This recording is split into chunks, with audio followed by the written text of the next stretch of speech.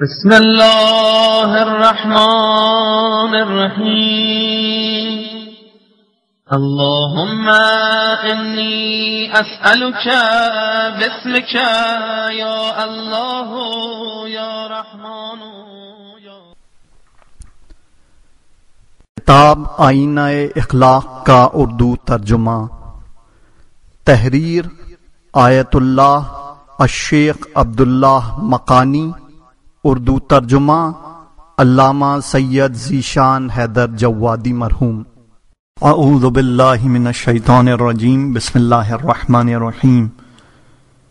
ابتدائیہ تبلیغات ایمانی کے سلسلے کے آغاز کے طور پر یاد شہید صدر تابصرہ کے عنوان سے منعقد ہونے والی مجالس میں بمبئی حاضر ہوا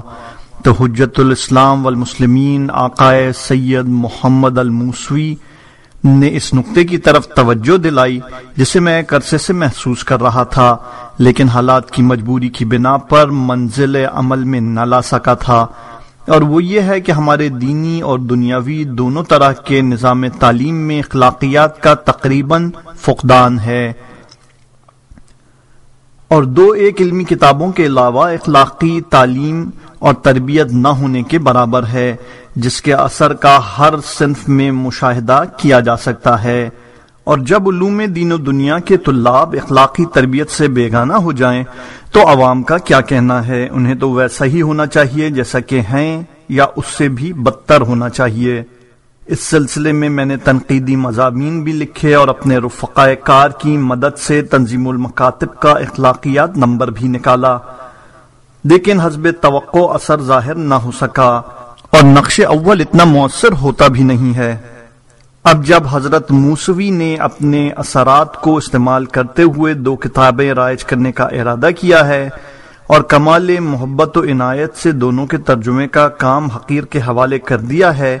حالانکہ ملک میں بڑے بڑے صاحبان قلم، اہل علم اور صحیح ادبی ترجمہ کرنے والے موجود ہیں، لیکن موصوف کو بے ہنگم کام ہی پسند ہے، اور میری تو عادت ہی عجلت پسندی کی ہے، یہاں تک کہ میرے استاد شہید قامز سرکار محمد باقر الصدر تابصرہ فرمایا کرتے تھے کہ میں اردو دان ہوتا اور اردو زبان میں کتابیں لکھتا تو اتنی تیزی سے تالیف نہیں کر سکتا تھا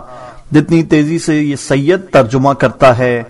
یہ انہی کے فیوز اور برکات اور شہادت کے روحانی اثرات ہیں کہ 2 دن میں خلاصہ حلیت المتقین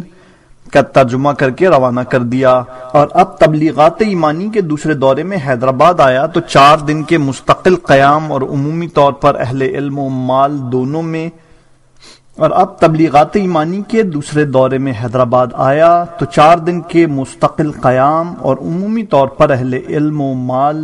میں دید و بازدید کی فرسودہ روایت کے نہ ہونے سے فائدہ اٹھاتے ہوئے مرات الارشاد کا ترجمہ کر کے حاضر کر رہا ہوں۔ اجلت کا کام جیسا ہوتا ہے اور اس کا جو انجام ہوتا ہے وہ اس کتاب کا بھی ہوگا، لیکن میری مصروفیت اور کم علمی کا لحاظ کرتے ہوئے آپ حضرات صحت اور ادبی سلاست و لطافت پر توجہ دینے کے بجائے کتاب کے مطالب پر توجہ دیں تاکہ اپنی نسل کی صحیح اخلاقی تربیت کر سکیں اور تعلیمات اسلامی کے زیر سایہ زندگی کا دستور عمل مرتب کر سکیں۔ السید ذیشان حیدر جوادی، 3 جمادی الثانی 1403 ہجری، حیدرآباد۔